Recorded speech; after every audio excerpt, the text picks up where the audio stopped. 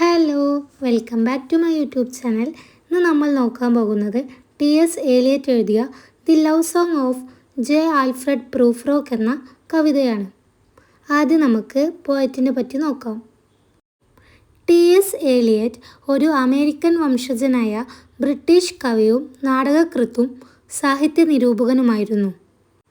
ആധുനിക പ്രസ്ഥാനത്തിൻ്റെ നേതാവായിരുന്ന അദ്ദേഹം the waste land, four quartets തുടങ്ങിയ പ്രശസ്ത കൃതികൾ എഴുതി.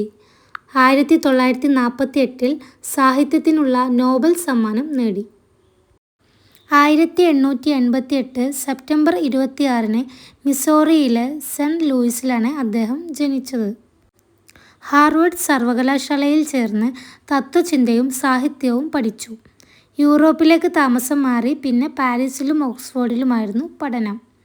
1914 ലണ്ടനിൽ അദ്ദേഹം സ്ഥിരതാമസമാക്കി.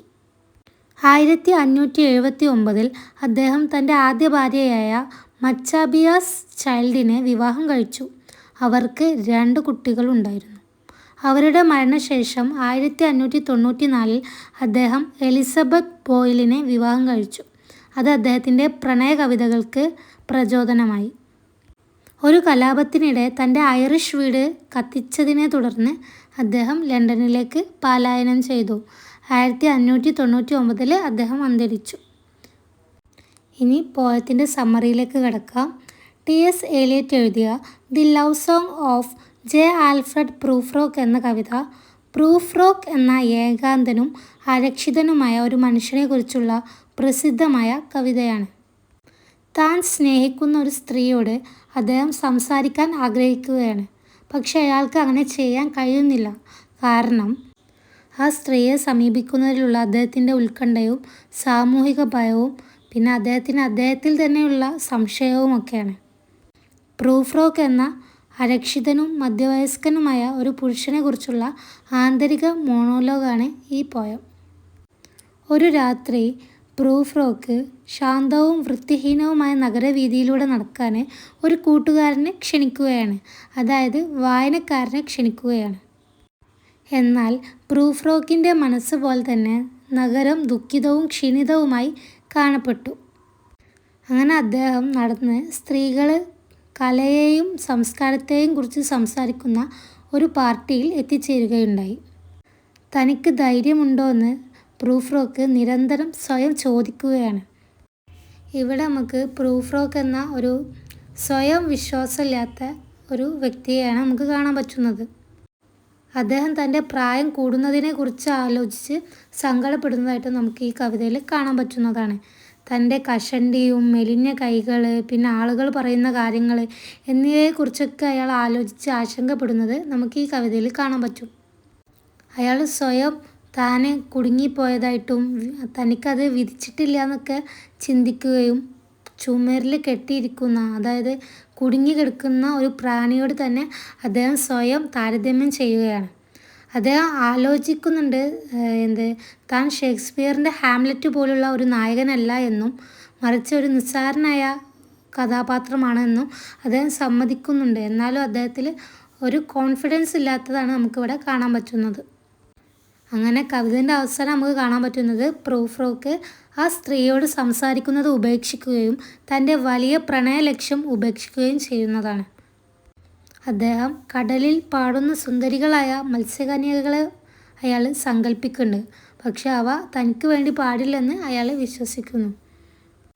ഈ കവിത അവസാനിക്കുന്നത് യാഥാർത്ഥ്യം അവനെ തൻ്റെ പകൽക്കിനാവിൽ നിന്ന് ഉണർത്തുകയും പൂർണ്ണമായും പരാജയപ്പെട്ടതായി തോന്നിപ്പിക്കുകയും ചെയ്യുന്നതോടെയാണ്. TS. ഏലിയറ്റ്സ് modernist masterpiece, The Love Song of J. Alfred Prufrock, is an interior monologue following an insecure middle-aged man as he walks through a decaying city, paralyzed by anxiety, social dread, and self-doubt over approaching an unnamed woman to express his romantic desires. TS. ഏലിയറ്റിൻ്റെ ആധുനിക masterpiece പോയമായ the love song of J. Alfred Prufrock എന്നത് തൻ്റെ പ്രണയാഭിലാഷങ്ങൾ പ്രകടിപ്പിക്കാൻ ഒരു അജ്ഞാത സ്ത്രീയെ സമീപിക്കുന്നതിൽ proof rock എന്ന വ്യക്തിക്ക് ഉള്ള ഉത്കണ്ഠയും സാമൂഹിക ഭയവും സ്വയം സംശയവും ഒക്കെയുള്ള ഇവ കാരണം തളർന്നുപോയ ഒരു വ്യക്തിയെക്കുറിച്ചാണ്. ഒരു നശിച്ച നഗരത്തിലൂടെ നടക്കുന്ന ഒരു അരക്ഷിതനും മധ്യവയസ്കനുമായ പുരുഷനെക്കുറിച്ചുള്ള ഒരു ആന്തരിക മോണോലോഗാണ് ഈ കവിത.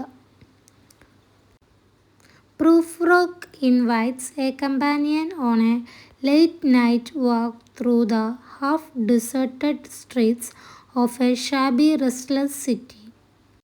പ്രൂഫ് റോക്ക് ഒരു കൂട്ടുകാരനെ അല്ലെങ്കിൽ വായനക്കാരനെ ക്ഷണിക്കുകയാണ്. ഒരു ശൂന്യവും അസ്വസ്ഥവുമായ നഗരത്തിലെ പാതി വിജനമായ തെരുവുകളിലൂടെ രാത്രി വൈകി നടക്കാൻ അദ്ദേഹം ക്ഷണിക്കുകയാണ്.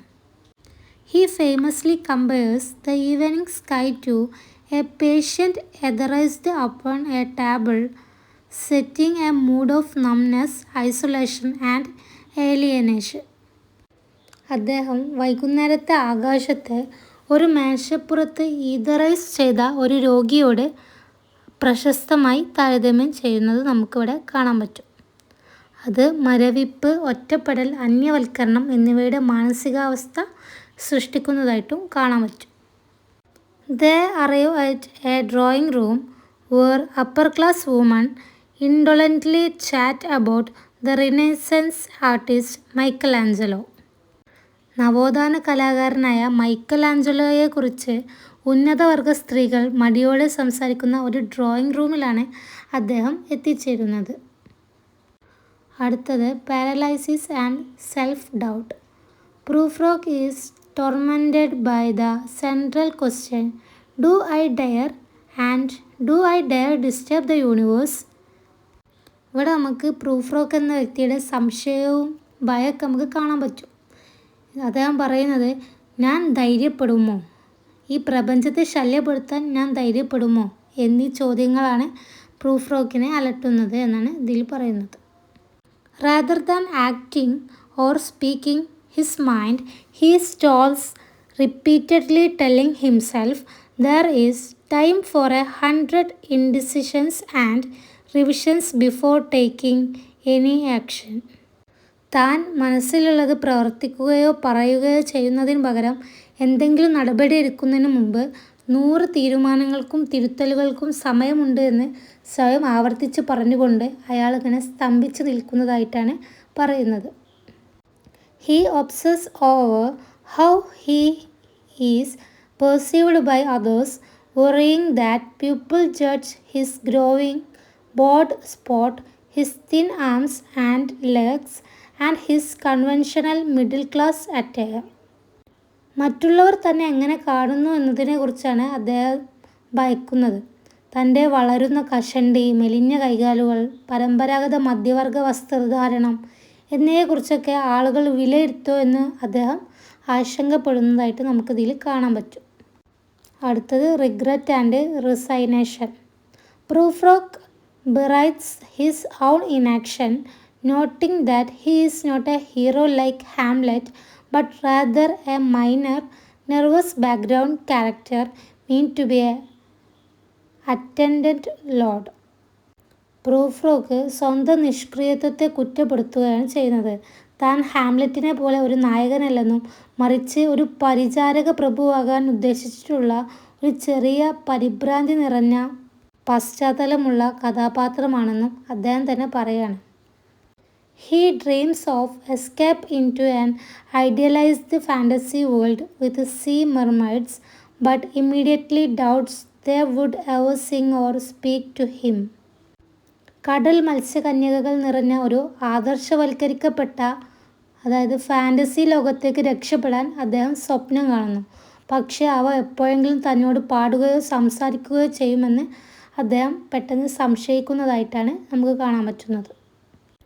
The poem concludes abruptly as human voices wake him from his daydream, shattering his illusion and causing him to metaphorically drown in real-world reality.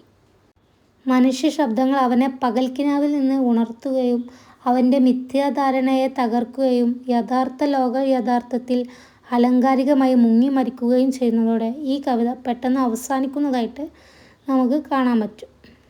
ഈ പോയത്തിൽ നമുക്ക് പ്രൂഫ് റോക്ക് എന്ന വ്യക്തിയുടെ സെൽഫ് കോൺഫിഡൻസ് ഇല്ലാത്ത, അതായത് ലാക്ക് ഓഫ് കോൺഫിഡൻസ് ആണ് നമുക്കിതിൽ കാണാൻ പറ്റുന്നത്.